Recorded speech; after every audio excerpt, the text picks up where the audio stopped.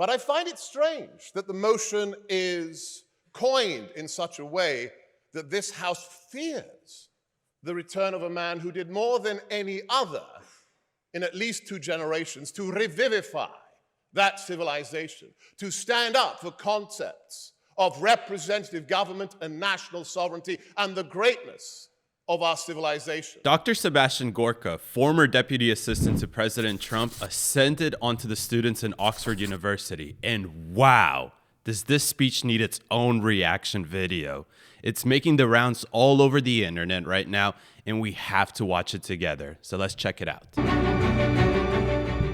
Thank you, Madam President, Madam Secretary, the committee, and all in attendance today who made this possible. And I'm very excited to see such a full House this evening. The motion before us that we are arguing against is that this House fears the return of the man I worked for, Donald John Trump. I'm honored to be in this building, at this society, which has recognized and invited such champions in Western civilization who believed in the truth, who believed in the will of the people and Western civilization, as Einstein, as Reagan, and as Thatcher. But I find it strange that the motion is coined in such a way that this House fears the return of a man who did more than any other in at least 2 generations to revivify that civilization, to stand up for concepts of representative government and national sovereignty and the greatness of our civilization.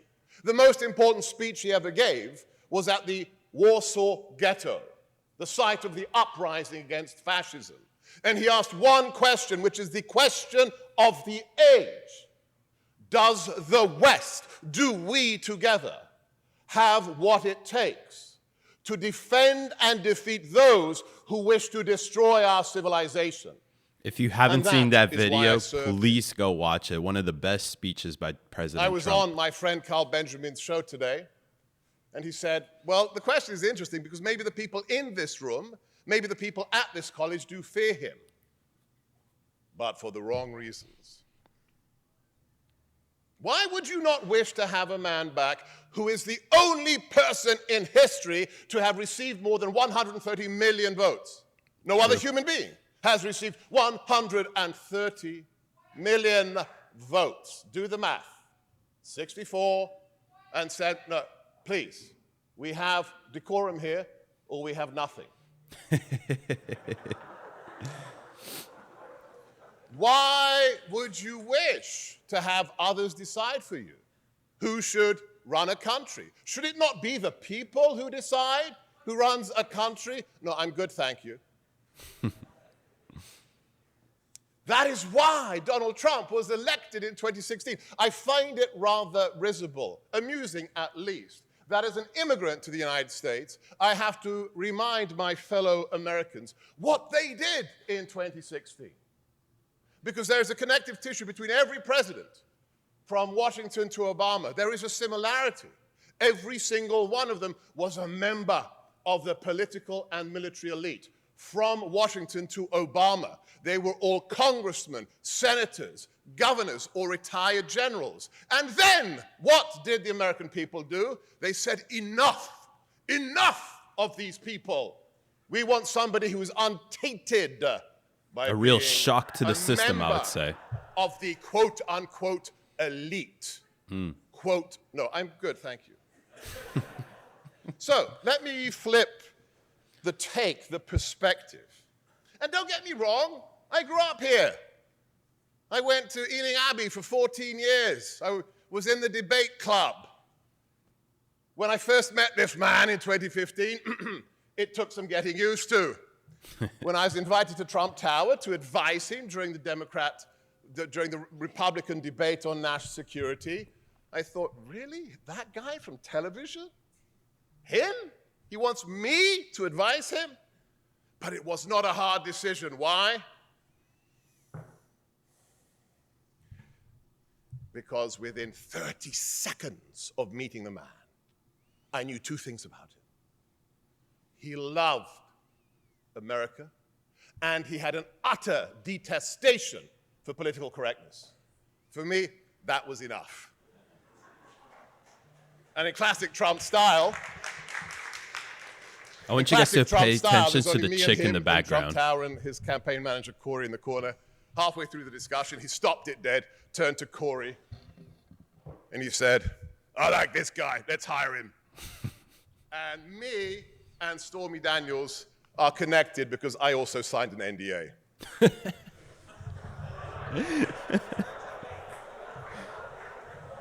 Well, that's true. Let's have some fun as well. Let's save the West, but have some fun. So let me flip the motion thusly. There are those who should fear the return of my former boss. Absolutely. Who are these people?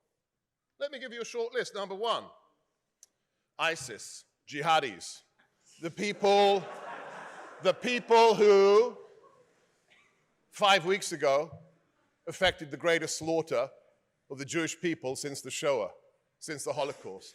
They will fear President Trump. Why? Because when we came into the White House, I'm good, thank you. When we came into the White House, we had been lectured by Barack that ISIS is, quote, just a problem we have to get used to. We said, no thanks. And he unleashed the might of the US military. And within 6 months, the physical caliphate ceased to be like a certain parrot. I'm good, thank you. The jihadis fear his return. So too do the murderous mullahs in Iran. The proudest moment of my time in the White House was when the buzzer rang and he called me and Steve Bannon into the Oval to see the cabinet arrayed before us. He called us his heavies and he said, all right, my heavies, tell these guys why we kill Obama's Iran deal. And we explained why for Israel, for the West, for the stability of the geopolitical order, the Iranian state must not be funded and acquire nuclear weapons. And he killed the deal. Iran fears the return of Donald Trump. They sure do love the Biden and Obama administration. And so do the cartels. So does Vladimir Putin. I love how everybody's an expert. I love how everybody's an expert suddenly on the Wagner Group. Can I tell you about the Wagner Group? We knew a lot about them when we were in the White House because we told the president, this is all unclassified now, you can check it up, that there are 300 Russian mercenaries running around the Middle East. I'm good, thank you. And I will be for the next 4 minutes. When we told him that there are 300 mercenaries running around the Middle East destabilizing that region, what did my boss do? He said, kill them now. And we did. In a 4-hour firefight, we turned 300 Russians into red mist. And what did that diminutive KGB colonel in the Kremlin do? Nothing. Because he wet his pants. Because he's afraid of my bust. As is the little man in the hermit kingdom. I'm so glad you pointed about the little button and big button tweet. Because that's how you deal with dictators. You say, yeah, I'm going to turn you into sheet of glass, Pyongyang. And what happened? Oh, how interesting. No more ballistic missile launches over the Sea of Japan. A peace summit in Singapore. Yes, that's how you deal with dictators. Exactly. Lastly, you don't offer them chocolate chip ice cream, about my sphere of Biden. interest, national security. Let's look inward for a minute. The most cynical and, in fact, evil aspect of the last 3 years is what they've done to the sovereignty of our nation. You think a few hundred boat people are an issue. In the last 3 years, 8 million illegals have come into our country. Left-wing organizations like the UNHCR, like Human Rights Watch, have stated on the record up to 60% of the women and girls trafficked across the border have been raped. If you think that's funny, look in your soul, Who young the man. If hell you is think even that's laughing? funny. Yes, hide. Somebody's Hide. literally laughing in the crowd. Young girls raped with such cynicism and such racism. Why? Because they think if you're brown, if you're black, and we amnesty you, you will vote for us forever. Don't forget who Biden is. Biden is the chairman of the Senate committee who effected the high-tech lynching, quote, of Clarence Thomas, a man who deigned to be a black conservative. If you haven't That's seen this the bigotry testimony before, of the please current go watch incumbent it. in the White House. Lastly, I will share with you a story about who this man is and why we need him back. For 23 years, every president, from Clinton through Bush to Obama, broke a promise to the world. We had told Israel that we would move the embassy to Jerusalem and recognize that capital. For 23 years, every president on both sides of the aisle reneged on that promise. President Trump said during his campaign, we're going to do it. When he finally called the National Security Council at principals level, not the bureaucrats, the cabinet members, he informed the cabinet members, I'm doing it now. Only 3 people who worked for him in the cabinet concurred. One of them, and for me this pains me because I spent 2.5 years at Quantico teaching the Marines. I love our devil dogs. The so-called Mad Dog Mattis of the Marine Corps said in front of the cabinet, sir, don't do that. Don't move the embassy. Don't recognize Jerusalem. You will trigger World War III. And I don't have enough Marines to defend our embassies. What did the commander-in-chief say to them? He said, Jim, we are doing it. Why? Because I promised the American people, number one. Number two, we as a nation 23 years ago promised the only democracy in the Middle East that we would do it. Oh, and lastly, Jim, it's the right thing to do. That is why we need him back, because to quote the Marines, when we were in the White House, our friends felt safe and our enemies were afraid. Thank you. All right, so you obviously now understand why this video is going viral all over the internet. And I just want to touch up on some key points to give you David's thoughts and perspectives here. So first of all, this House opposes Donald Trump's return because they fear his return. But, and most of the time you hear that they fear his return and they always put World War III, nuclear war, whatever it is behind that.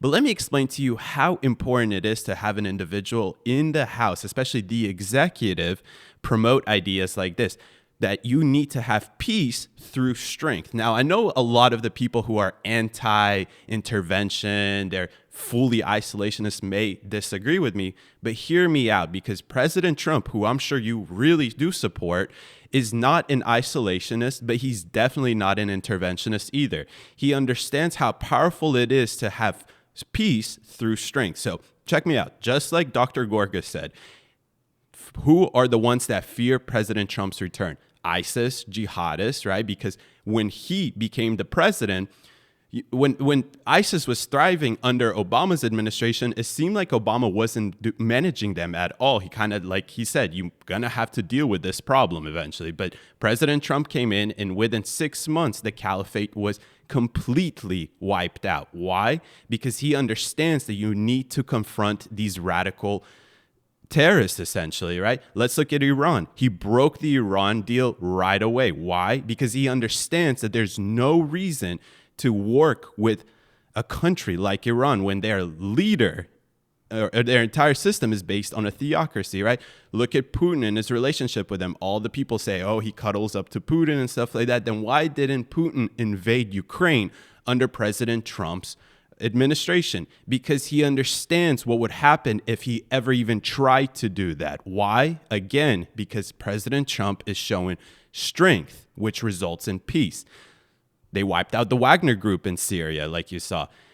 Illegal immigration, all-time low. Cartels, not in business, right? These people feared the return of President Trump, as they should. But these liberals at this Oxford University, these students who just have TikTok brain, essentially, fear him because of what the media has propagated. But just look at the facts that are in front of you. You will see that at the time that President Trump was in office, we were very peaceful in terms of that there weren't conflicts around the world. Now, I'm sure that there was, heightened moments, right, when there was the red button thing with Kim Jong-un. But again, President Trump did something that no president in history has ever done, which was cross the DNZ border and essentially settle this heightened tensions that we had with North Korea. This all happens, again, because President Trump understands a powerful position that you can achieve peace through strength.